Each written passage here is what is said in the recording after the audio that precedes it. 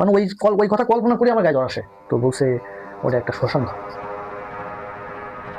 আমাদের প্রতিবেশী থানা, ওই থানায় খান বাহাদুর আসনুল্লাহ নলতরস শরীফ, সবাই জানে, সবাই চিনে, বাংলাদেশের মানুষ, একজন বাংলাদেশের একজন বিখ্যাত মানুষ খান বাহাদুর আসনুল্লাহ। তো উনার মাজার শরীফ মসজিদ আছে এবং ওখানে একটা ওরজ মাহফিল হয় প্রতি বছর, অনেক বছর ধরে চলে আসতেছে। একটা সন্ন্যাসীর চক নাম করে একটা জায়গা আছে। তো এই সন্ন্যাসীর চক মানে দাদার, মানে আমাদের গোষ্ঠীর আর কি ভাই, তাদের বাসা ওখানে। তো আমি গেছি যে ওরস দেখবো। তো কয়েকদিন থাকবো চাচার বাড়িতে। তো চাচা তো ভাইরা আছে, ভাই ছেলেরাও আছে। তো ওরজে গেছি। ওরজে যাওয়ার আগে আমরা আপনাদের বাসায় গেছি, ওখানে থাকবো কয়েকদিন। আমার একটা কাজিন আছে, তো কাজিন আর আমি চিন্তা করলাম যে আজকে দুজন ওরজে যাবো। তো সন্ধ্যাবেলায় গিয়ে দুজন অনেক ঘোরাফেরা করলাম, করার পরে আমরা দুজন ঘুমাইলাম একটা মাঠে, এই নাড়া বিছানার উপরে ঘুমাইলাম। তো খানিকক্ষণ পরে দেখে আমার সে কাজিন নাই, আমার কাছে নাই, হয়তো কোথাও গেছে। আমি কয়েকক্ষণ বসে থাকলাম, তারপরে কাজিন আর পেলাম না। ওটা বৃষ্টি চলে আসলো, ফিরি বৃষ্টি। মাজার শরীফ যেখানে, মাঠ থেকে মাজার শরীফের সামনে দাঁড়ালাম।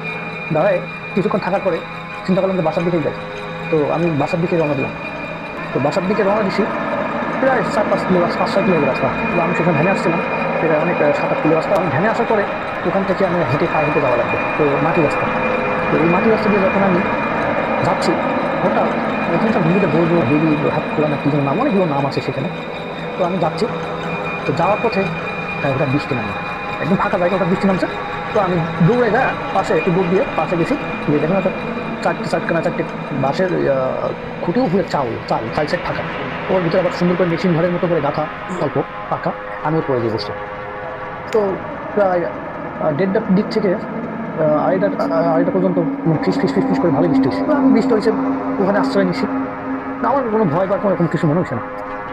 তো আমি বৃষ্টি যখন থামলো তখন আবার 8টা আমি বাসায় চলে যাই। বাসায় চলে যাওয়ার পর পরদিন সকালবেলা সবাই আমার সাথে কাজের দেখা তখন বলছে তুমি কোথায় ছিল? তো আমি বললাম যে আমি তো তোমার খুঁজে পাইলাম না, বৃষ্টি এসে আমি চলে আসলাম।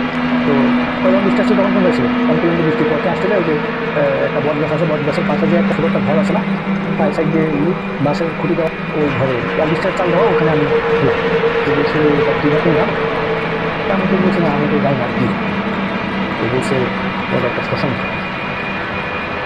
তখনই আমার অবস্থা।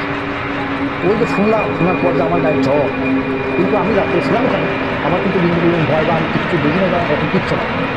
কিন্তু যখন আমি শুনলাম দিনের বেলায়, তখনই আমার ওই কথা কল্পনা করে আমার গায়ে জ্বর আসে। তো আমি কল্পনা করি যে আমি কেমন ছিলাম। এবং যেখানে ছিলাম ওখানে তো আমরা 2 দিন আগে ওখানে সমাধি হয়েছে।